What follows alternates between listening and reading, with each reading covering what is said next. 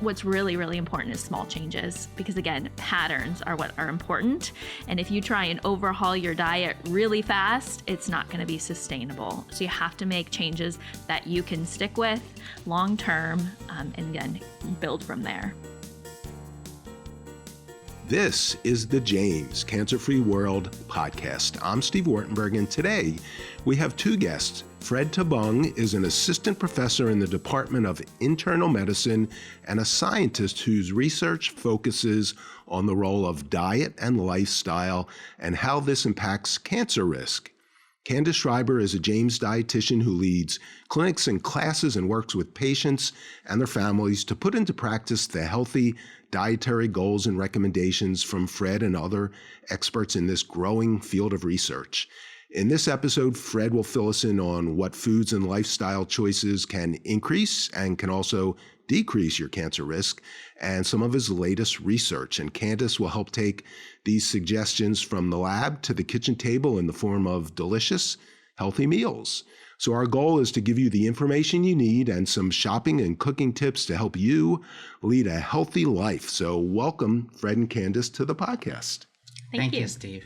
We got a lot of ground to cover and two experts, so I'm excited to get going. And Fred, let's start with kind of a big question that I think a lot of people are wondering. And like we know cancer, inhaling smoke, and we know the UV light from the sun can cause cancer, but how can what we eat and our lifestyle impact cancer?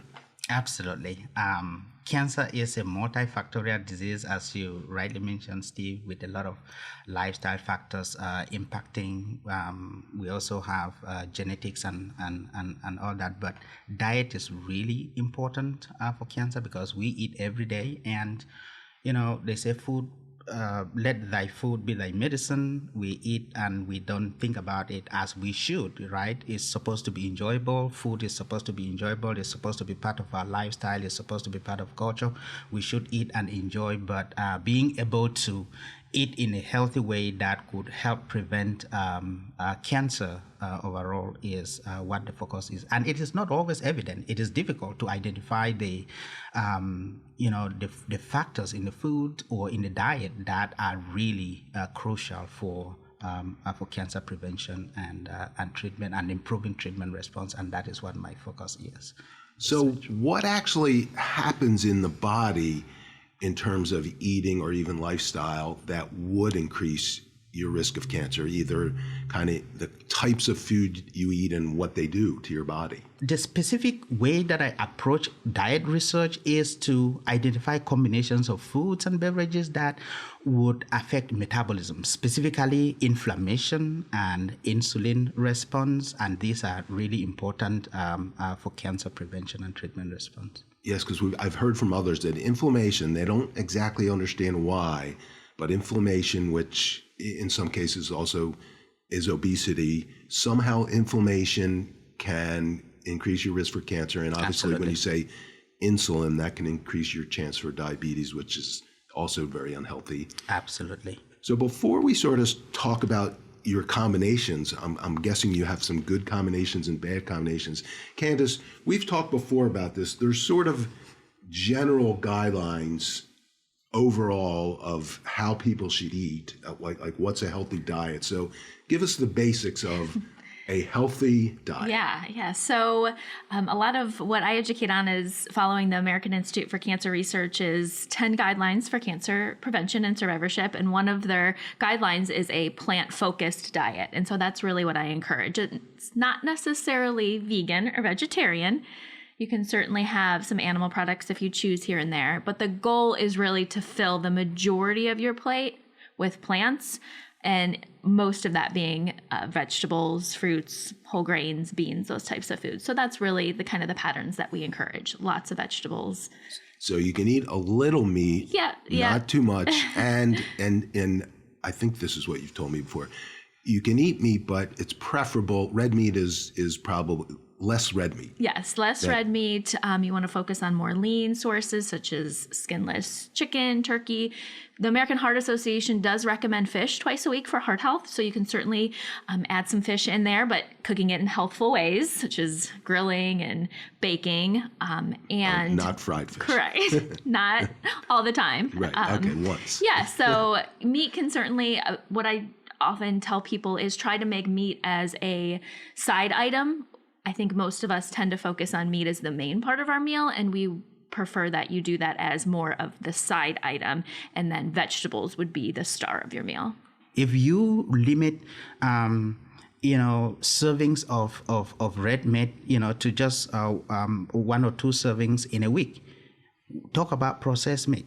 Processed meat, if you can cut down on processed meat, and eat just a little bit per week, it can go a long way. Really can go a long way. Now, when you say processed meat, hot dogs, sausages. Right. Sausages and bacon, and which are even much more inflammatory or cause spikes in insulin hypersecretion than red meat. But yeah, as part of a dietary pattern, it should be. So the body, what is important to the body is what the body sees on a regular basis, not whether you eat a piece of cake once or twice a month.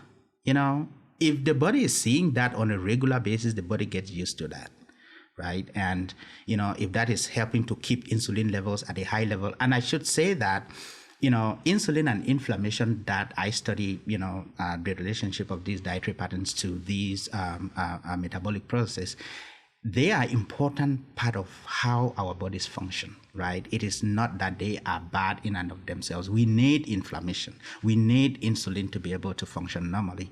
But when the inflammation or the insulin has done what it is supposed to do, it is supposed to go away. It is supposed to resolve.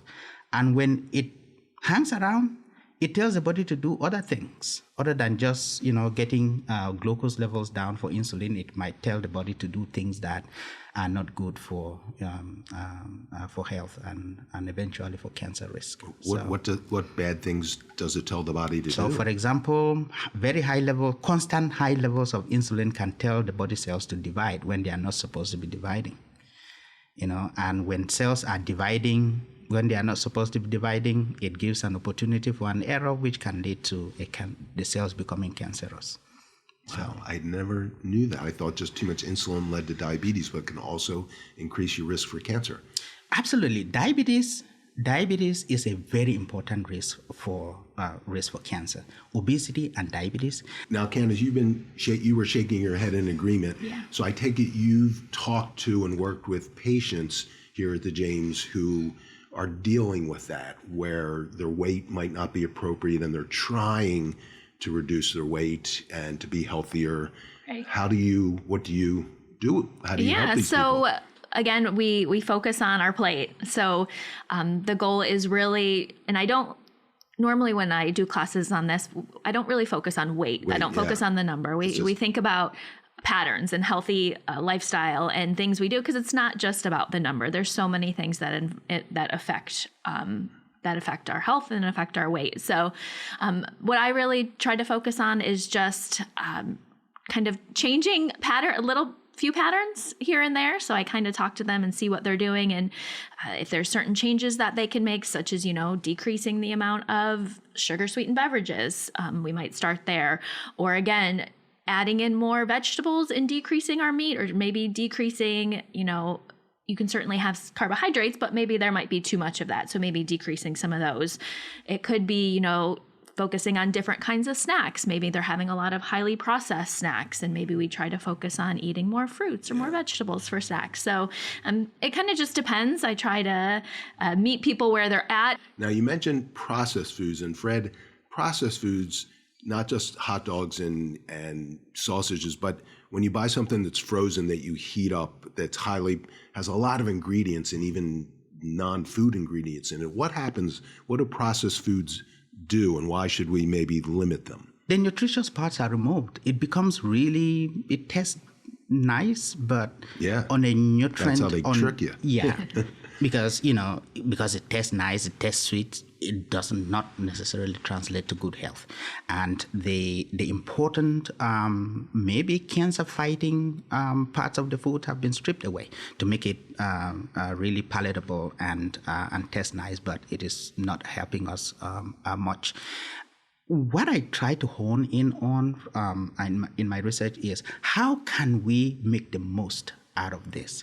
Like if you were to focus on increasing fruits and vegetables in your diet, which specific fruits and vegetables are going to be more impactful on metabolism?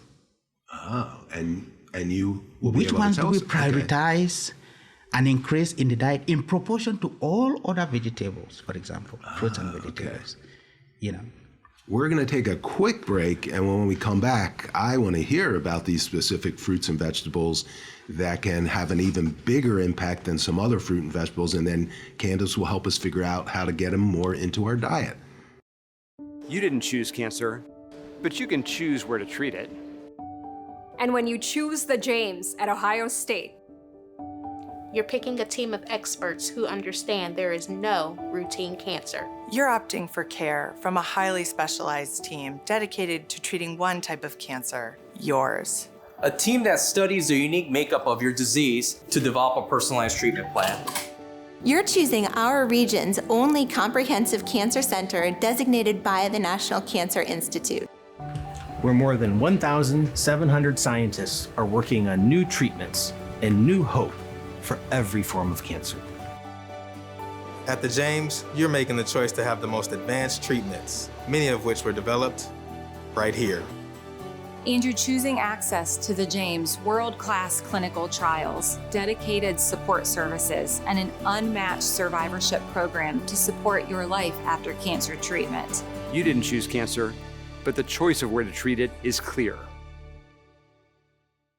We're back with Fred Tabung and Candice Schreiber, and now we're going to get into some specifics that I think can help people about specific foods and not every food. Well, not every food is either good or bad, and its combinations are interesting. So, Fred, take it away, and I don't know, pick a certain food, and we'll go from there. We can get more out of our diet if we are to focus on foods and beverages that affect inflammation and insulin response more. And let me give you an example. Green leafy vegetables, for example, are great. Dark yellow vegetables that include carrots and yam and potatoes are also good. But let me give you an example of the way it can become a little bit complex. Take potatoes. If you were to chop your potato wedges and put them in microwave or and bake them, compared to French fries, like from a fast food restaurant, the way that the potatoes that you baked would affect these biomarkers of inflammation and insulin response is so very different and more positively than the potatoes from the French fries. But we are talking all potatoes. Take, for example, another example that I will give is tomatoes, right? Tomatoes are great.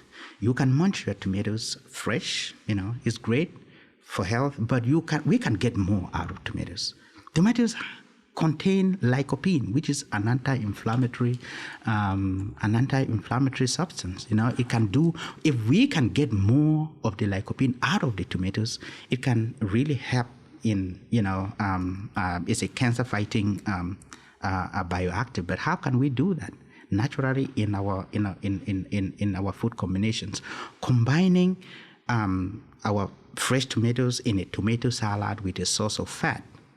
Now, Candice probably can talk about what some of those sources of fat could be. Before we do that, I'll give you a second to think about it. Yeah. I just want to make sure I understood you. When you say a potato, a baked potato, a white potato, as compared to French fries, which are fried in fat. Mm-hmm. So not only is the French fry bad because of all the fat, but the cooking process itself makes it worse than baking them. Right. Okay. And the source of fat is also important, right? there's also fat that, the oil that is used to fry the potatoes, the salt that is added to it, before consuming, it all makes it all makes all the difference when it comes to the biomarkers that it will impact immediately. And if you are eating that on a regular basis, that is what your body knows. So French fries, much less French fries, more baked potatoes as part of a healthy diet. Yeah, and don't put a stick of butter and 3 scoops of sour cream on top of them. Right. Yeah. Okay, now Candice, help us figure out between potatoes and tomatoes and maybe other rhyming vegetables right. what we can do to increase those. So I'll just start with potatoes since that's what Fred started with. As he mentioned, baking them is great. You can bake them whole, leave the skin on. But if you want to kind of do French fries, if you're decreasing, restaurant French fries and processed French fries, you can certainly make them at home. You can chop up your whole potato. You can drizzle a little bit of olive oil, a little salt, and I like rosemary. I think that works really well with potatoes. And then pop them in the oven till they get nice and brown and crisp, and pull them out, and you have great, healthier French fries. Or an air fryer. If you have an air fryer at home, those would make even better, I would say, even better French fries. And then as far as tomatoes go, so in a salad would be great. So a healthy fat, as he mentioned. So something like olive oil, avocado, nuts are all healthy sources of fat. The other thing too is, cooking tomatoes can help enhance the lycopene as well. So what I would suggest, I'm going to throw out a little recipe here, is taking a little drizzle of olive oil in a pan, let it get hot, add some garlic, and then add some whole cherry tomatoes. Once those cherry tomatoes start to pop and to kind of release their juices, they're good. They're nice and cooked. And then you can add some whole grain pasta. You can add some spaghetti squash. You can add some zucchini noodles. Top it with basil, and you have a great lunch, great dinner right there. So in cooking tomatoes, what happens that increases the lycopene and makes it healthier for you? Because I've heard this, and I love spaghetti with red sauce with lots of vegetables. So what happens in the tomatoes, and how does that affect your health and body? The cooking makes the lycopene more bioavailable. The lycopene bioavailability is the key word. Yeah. So cooking makes the carotenoids and other like lycopene more bioavailable to the body, and adding a source of fat to the cooked tomatoes even makes the lycopene more bioavailable. With a little olive oil. Yes. That adds the fat. Makes it more, yeah. So that's the combinations you're talking about. Right. Okay. Combinations like that. It looks trivial, but it can really do more for us to get. We can get more out of our diets in relation to optimizing inflammation and insulin, reducing insulin hypersecretion, insulin spikes. And you only need a little bit of fat. Just it doesn't. It doesn't give you room to just pour some olive oil. Yeah. Okay, so just those a little drizzle. Those are great examples. Potatoes and tomatoes. What would be another really good food that we can figure out how to get more into our diets? Whole grains are great to get into the diet. Whole grains. This is something Candice knows all about. Okay. Right. And increasing whole grains in proportion to the processed refined grains, it is really important. And little changes can go a long way, like gradually moving away from the white rice to the brown rice, or moving away from the white bread to the brown bread, and increasing those choices that contain more whole grain. Now, I know whole grain has fiber, which is good for you. Anything else in there that is helpful? Whole grains contain a lot of other nutrients that are stripped away when the grains are refined. But fiber is really key, and it's a good way of comparing. Like if you are in a grocery store and you want to really see what the difference is, I would say go to look at fiber before the whole host of other nutrients that you will get from the whole grain. Fiber is usually key. If you take the same packet of bread, that one that is labeled as whole grain and one that is labeled as refined grain, and you compare the fiber levels, the fiber in the whole grain is usually higher, and that can be an indicator, of which bread to choose. But the whole grain bread or other whole grains do have a lot of cancer-fighting nutrients in them. So, Candice, we've talked about this before. You and your family, your kids, love grain bowls. Yes. So give us some of your recipes and some of your ingredients to help people create their own, because it's a very creative process. Yes. And the big thing too is variety. So brown rice is great, but you don't want to eat brown rice all the time. And so there's other whole grains to choose from, such as quinoa, farro, barley is another good one. And so kind of mix it up. They're all great choices. Another thing too to kind of think about is, if you don't like whole grain pasta, one thing you can do is kind of mix half and half, do some whole grain, some white as you kind of transition. The other thing too, I tell people, if you really don't like whole grain pasta, that's okay. Choose whole grains as often as you can, but if some things you just don't enjoy, that's okay too. Just try to make it try to choose those whole grains other ways if you say you don't like whole grain pasta. But as far as grains go, farro is my favorite. I would say between farro and quinoa. And the one tip I always give people is to cook it in like a low sodium broth. It's going to give a lot more flavor than cooking it in water. And all the grains, liquid to grain ratios are going to be different. So just follow the package instructions. But then once you have your whole grain, what I like to do is add some roasted vegetables on top and then some roasted chickpeas or any other kind of bean or nut to get some protein in there. And that makes one of the best easy lunch or dinners that I like to make. Now, roasting vegetables, you're an expert at that. So what's a tip or two on how to roast them and a couple of your favorites to roast? Sure. So a couple tips I have is make sure you're cutting them all in about the same size, leaving space. Don't let them overlap. If you throw a bunch of veggies on one cookie sheet and they're all overlapped, they're just going to steam. Nutritionally, that's fine. You're not losing any nutrients. But to me, getting that caramelization is a lot better in flavor. And so I would say leave lots of space, drizzle of olive oil, salt, pepper, garlic powder, onion powder, maybe an Italian seasoning or a thyme, and then roast them in the oven till they're lightly browned, tender crisp. And also another tip would be to do a mix of vegetables. Oh yeah, different and kinds. so I talked about doing trying to make half of your plate or the majority of your plate vegetables. Well, that can be kind of boring if you do all broccoli, for example. Right. Not that broccoli's bad, but does anybody really want to eat, a half a plate of broccoli? And so I would say add more than one vegetable, maybe broccoli and cauliflower, maybe zucchini and eggplant, but find other ways, multiple colors even is the goal as well, and get a good big sheet pan of those roasted veggies. And it's butternut squash season now, and that's winter a great squash, one. And another one that my wife loves, so I do now, is beets. Yes, and I'm they a had big like fan. A sweetness. Yes, Yeah. so I know some people like to roast beets whole, but I'm a big I'm a big fan of. It's a little more work, but I think it's really worth it. Is to peel them, chop them up, and then you get even more caramelization, and they're delicious. Fred, what's your favorite roasted vegetable or two? Kale and putting in spinach, those you don't sometimes add them to the roasted vegetables. Adds a little crunchiness and different texture. Absolutely. Yeah. And toasted nuts too. Yep.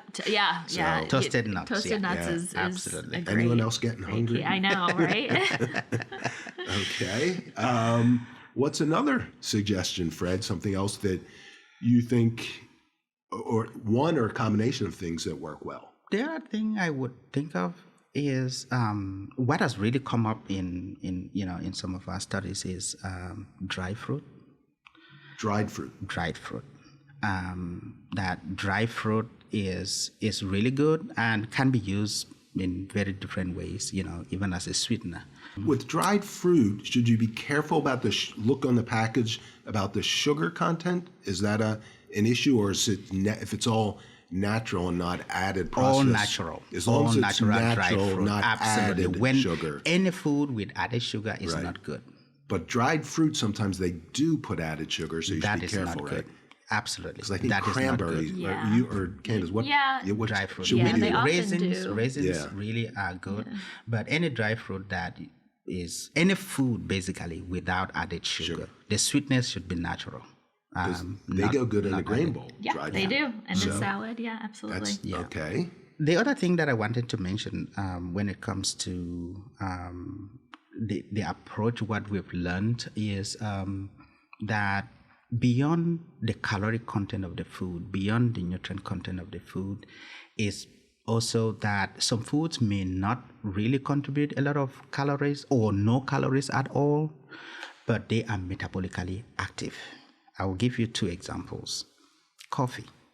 Coffee. Okay. Coffee as a beverage, right? Coffee doesn't contribute calories if it is we put calories into coffee. You don't get a triple latte, cream, something. Mm-hmm. And so coffee doesn't contribute calories, but it is metabolically potent, really potent metabolically in a good way. Absolutely, in a good way.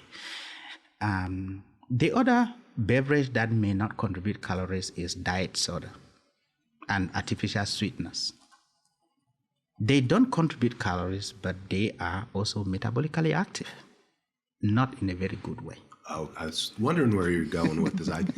Okay, so these are 2 examples, 2 or 3 examples that, if we were the conventional approach to diet tends to not include these because they don't contribute calories, because that approach is heavy on calories, right? And would totally miss this if you were to just go with the conventional approach of, caloric content of the food, nutrient content of the food. But when you consider the metabolic properties of the food, in addition to calories and beverages, and in addition to calories and nutrients, these other foods and beverages begin to become evident, that they can contribute to metabolism either in a good way if you increase in the diet, or in not in a good way if you increase in the diet. So the bad thing about diet soda is that the sugar substitute, while it doesn't have calories, it has, I'm not sure if chemicals is the right word, but it has substances in it that perhaps aren't so healthy. Right. And those substances are metabolically active. In a bad way. In a bad way. They are metabolically active. So dietary patterns that we develop in the lab, the low insulinemic dietary pattern or the low inflammatory dietary pattern would have more coffee in it and less diet soda. Now, if you compare diet soda with regular soda, I would say the regular soda may be very bad, much more so than the diet soda. That if you were to want to transition out of too much soda and you're drinking a lot of diet soda, drinking a lot of regular soda, then diet soda may be an alternative with the eventual goal of, eventually moving away from that. But diet sodas may not be as bad as the regular sodas, but they are still metabolically active than, even though they don't contribute calories. So Candice, you're a bit of a good non-alcoholic mixologist. So what are some drinks low in sugar that you and your family like? Yeah, we're big water fans, gotta admit. Water is pretty much all that we drink, even my kiddos. I like to put lemon in it. Sometimes in the summer I'll do mint or basil to give it some flavor. But you could also do, if you want that carbonation, but you don't want to do the soda, the regular or the diet, you can get those waters, that are calorie free, like the any kind of those types that you can find at the store that don't have artificial sweeteners and are just water with a little flavoring in it. Those are good. Unsweet tea is another good one that you could do. Tea's actually pretty good for us. And then, as you mentioned, coffee as well with, Green tea? Green tea's good. All teas are good. All Okay. teas are good. I would say I've seen a little more studies on green tea, but if you don't like green tea, don't force yourself to drink it. I would say black, white, Chinese are all good options as well. But the tea, the water. Water is the most important, I would say. Try and get any way that you can more water. That was great overview and a lot of specific tips we can use. So I think it might be helpful if each of you can kind of sum up and give people some takeaway points that they can use in everyday life. Fred, why don't you go first? Absolutely.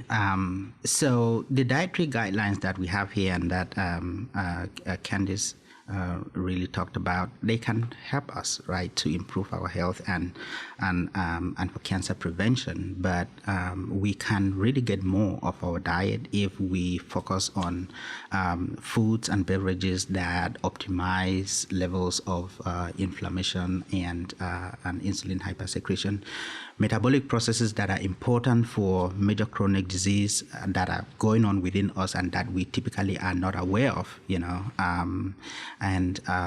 so increasing fruits and vegetables and prioritizing specific fruits and vegetables within the diet, increasing whole grains in priority, and also focusing on beverages that, even though they may not contain calories, but are also metabolically active. So I feel that this would go a long way, to take advantage of diet as food, looking at food as medicine. In helping us to prevent cancer and improve treatment response. My lab is collaborating with the Clinton lab to translate some of these findings that we have in large population-based studies into the clinic, and I'm very excited to say that the American Cancer Society has actually recently funded one of our projects to translate the low insulinemic dietary pattern into the clinic amongst women who are at high risk for breast cancer, and we'll be doing that study early next year at the Spielman Cancer Center. And the main objective of the project will be to advise women to make changes in their diet that are consistent with a low insulinemic dietary pattern, and determine whether these changes, if they do adhere to these changes for a couple of months, whether that can lead to favorable changes in the biomarkers that are important for breast cancer prevention. So really excited from the support from the American Cancer Society that we'll be finally translating some of these findings that we have in large population-based studies into the clinic finally. Yeah, that sounds like a really important study. Wow. So food is medicine, which sometimes people don't like the word medicine. So Candice, make food as medicine taste good. Food can taste good. I think that's one of my biggest pet peeves as a dietitian is people think that healthy food doesn't taste good, and that's so far from the truth. Yeah. It takes a little bit of effort to make it taste good, but it absolutely can. So, the biggest takeaway I would say is adding in more vegetables. Think about your dinner as you're putting together your plate, as you're making your meal. Decrease the amount of meat to a smaller portion and then add in more vegetables. Find ways in the diet that you can increase your vegetables. If you have a snack in the middle of the day, maybe sometimes have a vegetable snack or a fruit snack. Finding ways to add vegetables with lunch, which we don't often think about. Sometimes a lot of us just leave them for dinner. Finding ways to add them in other places. Finding ways to add in more whole grains, making that switch from white rice to brown rice or whatever switch that you feel you can make and sustain. And so that's really kind of the importance of eating patterns is those plants, especially the vegetables and the fruits. That was a great overview and provides a lot of practical advice for people. And Fred, that sounds like you're doing some great research, particularly that last thing you mentioned about reducing working with women who are high risk for breast cancer. That could really be impactful. And Candice, I know from attending some of your classes that you give lots of our James patients the information they need to eat healthy, delicious diets filled with fruits and vegetables. So thank you both.